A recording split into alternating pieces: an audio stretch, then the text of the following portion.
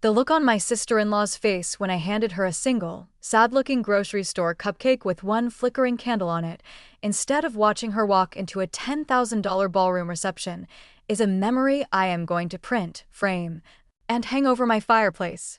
If I ever get a fireplace, that is. Which, ironically, is what this whole mess was about in the first place. My husband, Mark, was standing next to me, his face a perfect mask of horror, looking like he'd just watched a puppy get kicked. His sister, Chloe, the birthday girl, was just staring at the pathetic little cupcake in my hand. Her perfectly made-up face, the one that had been professionally contoured for her grand entrance, was slowly starting to crumble. "What is this?" she finally whispered, her voice dangerously quiet. All around us, family members were standing awkwardly in her living room, all dressed in their finest party clothes, waiting for the limousines that were supposed to be pulling up any minute. "It's your birthday cake," I said, with a smile so sweet it could give you diabetes. "Go on, make a wish." And that's when the screaming started. But to understand how we got to that beautiful, beautiful moment of pure chaos, we have to go back about 2 months. Mark and I had been married for 5 years. We were happy, you know? The normal kind of happy. We had decent jobs, a tiny apartment we were desperate to get out of, and one huge, shared dream: buying a house. Not just any house, but our forever house. The kind with a little backyard for a dog and maybe, one day, a kid. For 3 years, we had been saving like maniacs. I mean, we were relentless. We packed our lunches, we used coupons, we said no to fancy vacations. We had a joint savings account, and watching that number climb was our favorite hobby. We called it the Freedom Fund, and every dollar in it was earmarked for a down payment. We had just crossed the $50,000 mark, and we were so damn proud. That money wasn't just money, it was our future. It was every sacrifice we'd made together, solidified into a number on a screen. Now, you need to understand the dynamic of my husband's family. Mark is a great guy, but he has one major weakness: his little sister, Chloe. In the eyes of their mother, Chloe is a literal angel who walks on water. She is the golden child, and Mark has always been taught that his job is to protect her, provide for her, and basically give her whatever she wants. Chloe, now in her late 20s, had fully embraced this role. She was entitled. That's the nicest word for it. She had a knack for expecting a 5-star lifestyle on a 1-star budget, and she was an expert at making her problems everyone else's. And by everyone else, I mean Mark. Her car broke down? Mark would co-sign a loan. She wanted to go on a trip with her friends? Mark would slip her a few $100s. I had tried to talk to him about it, gently, but he always had the same defense: "But she's my sister, Sarah. It's family." The problem was, his definition of helping family was starting to look a lot like funding Chloe's lifestyle at the expense of our own. So, that brings us to the inciting incident. The catalyst for the whole dumpster fire. Chloe's 30th birthday was coming up. And for Chloe, a 30th birthday wasn't just a birthday. It was a coronation. We were all at my mother-in-law's house for Sunday dinner when she made the announcement. She clapped her hands together, beaming. "Okay, everyone. So, for my big 3-0, I've decided I don't want a regular party. I want an event." She then whipped out her iPad and started showing everyone a Pinterest board that looked like a celebrity wedding. We're talking ballrooms, ice sculptures, a string quartet, and a custom-designed gown. I almost choked on my mashed potatoes. My mother-in-law, of course, was ecstatic. "Oh, honey, that's wonderful. You deserve it." I just smiled politely, assuming this was just some fantasy she was playing with. I mean, who is going to pay for all this? Chloe worked part-time as a receptionist at a yoga studio. She couldn't afford a string quartet. She could barely afford the strings for a single violin. Then, she looked directly at Mark with a wide, innocent smile. "And Mark, you're going to be my co-host. It'll be so much fun planning it all together." I could see the trap being set from a mile away. Co-host was Chloe speak for personal ATM. I decided to nip it in the bud right then and there. "Wow, Chloe, that looks amazing," I said, keeping my voice light. "But that looks incredibly expensive. Mark and I are on a really tight budget saving for the house, so we can't really contribute much, but we're so excited to celebrate with you." The air in the room went from warm to Arctic in about 5 seconds. Chloe's smile faltered. My mother-in-law shot me a look that could curdle milk. "Sarah," she said, her voice dripping with disappointment. "A house is just bricks and mortar. But memories with family? Those are forever." I'm sure Mark understands that.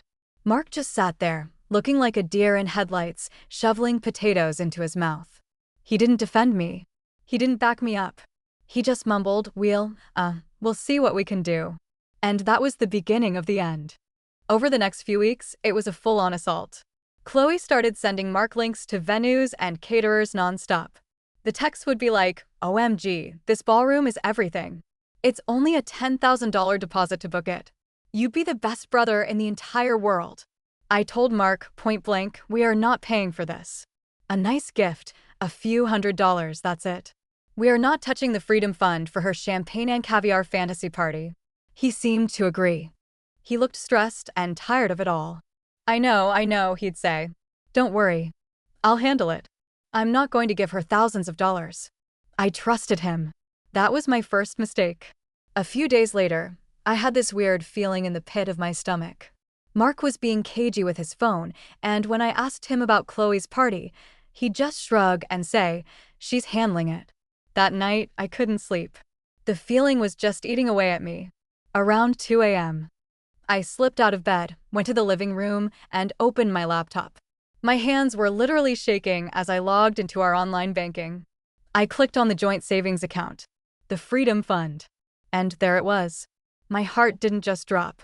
It plummeted, smashed on the floor, and shattered into a million pieces. A transfer made 2 days prior. For $10,000. Exactly. Transferred from our savings to Chloe's checking account. The memo line read, "Happy early birthday. Love you." I think I stopped breathing. It wasn't even about the money, not really. It was the lie. It was the total and complete betrayal. He had looked me in the eye and lied. He had taken our shared dream, our 3 years of sacrifice, and he had handed it over to his sister for a one-night party. I just sat there in the dark, staring at the screen. The silence in the apartment was deafening. I felt this cold, hollow feeling spread through my chest. This wasn't a mistake. This was a choice. He had chosen his sister over me. Over us. The next morning, I confronted him. I didn't yell. I was too calm, which I think scared him more. I just turned the laptop around and showed him the screen.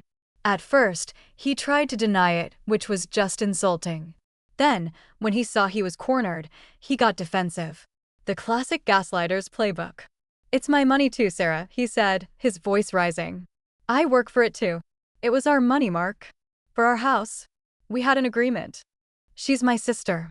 She was going to be so humiliated if she couldn't have this party. She had already told all her friends. As if that was supposed to make it okay. Then came the line that really sealed the deal. "I was going to tell you," he yelled. "And besides, Mom said it was the right thing to do. That a good brother would make sure his sister had a special day." Oh, his mom said so. Well, that changes everything.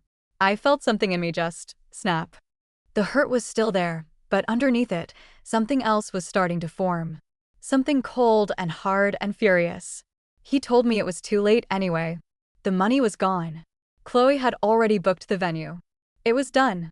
There was nothing I could do about it. He actually told me that I just needed to get over it and be supportive. For the next few days, I was a ghost in our apartment. I was trying to process it. I even thought maybe I should just let it go. For the sake of our marriage. So, I decided to make one last attempt to be the bigger person. I called Chloe. I was polite. I was calm.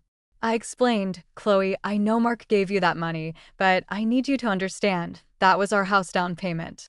We saved for 3 years for that. Is there any way at all you could scale back the party a little and we could get some of that deposit back?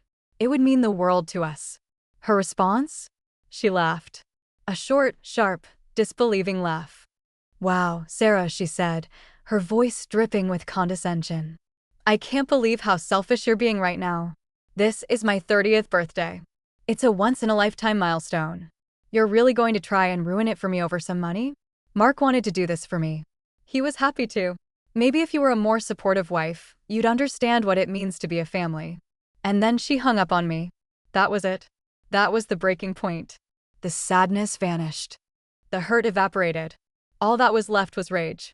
A pure, cold, clarifying rage. They hadn't just stolen from me. They had called me selfish for wanting our future back. They had painted me as the villain. Fine, I thought. You want a villain? I'll give you a villain. The first thing I did was some recon. Mark had foolishly used our shared family computer to help Chloe with the booking. It took me less than 5 minutes to find the confirmation email from the venue, the Grandview Ballroom. Chloe had put the booking under her own name and email, of course, but the digital paper trail was clear. The payment had come from our joint account. I read the contract carefully. The $10,000 was a deposit to hold the date, but the final contract hadn't been signed and the remaining balance hadn't been paid. There was a cancellation clause. This was my opening. The next morning, I made a phone call. I put on a slightly different voice, a little more professional, a little more serious. "Good morning," I said to the events manager. "I'm calling regarding the booking for Chloe Miller's 30th birthday party. My name is Sarah Miller, and I am the co-owner of the bank account that was used to pay the deposit. Unfortunately, I have to inform you that those funds were transferred without my authorization. It was a fraudulent transaction." You could hear a pin drop on the other end of the line. I continued, letting a little bit of steel into my voice. "This is now becoming a family legal matter, and to avoid any further complications, we need to cancel this booking immediately and have the deposit refunded to the original account. I'm sure you understand that you don't want your venue to be associated with a financial dispute." The words fraudulent and legal matter were the magic keys. The events manager went from cheerful to panicked in about 3 seconds. He assured me he didn't want any trouble. He said he would cancel the event and process the full refund back to our account immediately. He sounded like he couldn't get off the phone fast enough. I hung up, and for the first time in weeks, I smiled. The $10,000 was back in the Freedom Fund less than 24 hours later. Phase 1 was complete. For the next week and a half, I played the part of the defeated, sulking wife. I let Mark think he had won. I was quiet and withdrawn. He'd try to be nice, saying things like, "You'll have fun at the party, I promise. You'll see how happy she is." I would just nod and say, "I'm sure." He mistook my silence for acceptance. He had no idea it was the calm before the storm. The day of the party arrived. It was a Saturday. Mark was whistling in the shower, getting his suit ready. He was so excited. "You ready for the big night?" he asked, coming out of the bathroom. "Almost," I said. "I was just thinking, we should probably swing by Chloe's house first to give her her main birthday present before we all head to the venue. You know, so she can have a moment with it." Mark's face lit up. He thought I was finally coming around. "That's a great idea, honey. See? I knew you'd get into the spirit of things." Oh, I was in the spirit all right. The spirit of vengeance. I drove. On the way, I made one quick stop at the local grocery store. I walked into the bakery section and bought the smallest, cheapest, most generic-looking single-serve cupcake they had. You know the kind with the waxy, overly sweet frosting. I asked the lady for a single candle. We pulled up to Chloe's house. The place was buzzing. Aunts, uncles, cousins, everyone was there, all dressed up and ready for a black tie affair. They were sipping champagne, waiting for the limos Chloe had apparently hired with the rest of the money she thought she had. Chloe herself was a vision of delusion, wearing a glittery gown that probably cost more than my rent. Mark and I walked in. I held the little cupcake in a small box. Everyone turned to look at us.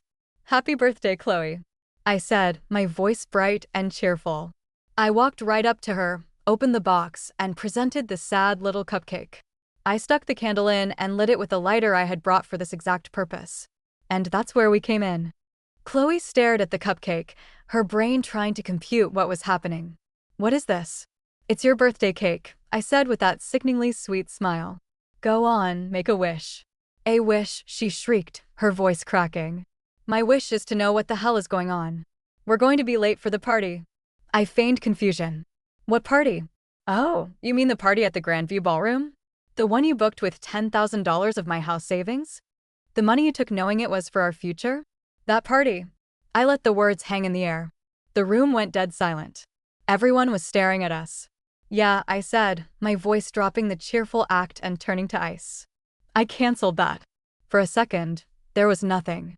And then it was pure, unadulterated chaos. Chloe let out a scream like a banshee. It was glorious. My mother-in-law started yelling, "What have you done?" What have you done? Mark grabbed my arm. Sarah, what did you do? Tell me you didn't. I shook him off. I turned to face the room, and I spoke loud enough for every single person to hear.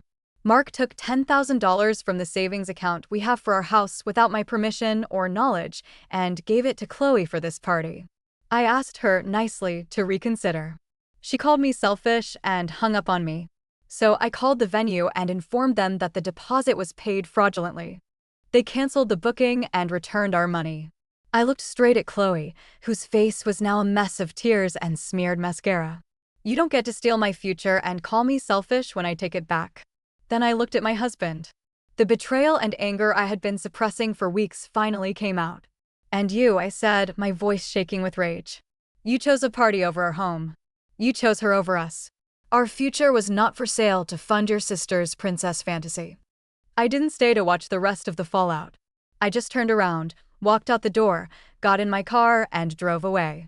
It was the most liberating feeling I have ever had in my life. The aftermath was messy. Mark came home hours later, a broken man. He had been humiliated in front of his entire family. He had tried to defend himself, but how do you defend stealing $10,000 from your wife? Chloe and my mother-in-law, predictably, launched a smear campaign against me. I was the devil incarnate, the monster who ruined Chloe's once-in-a-lifetime birthday.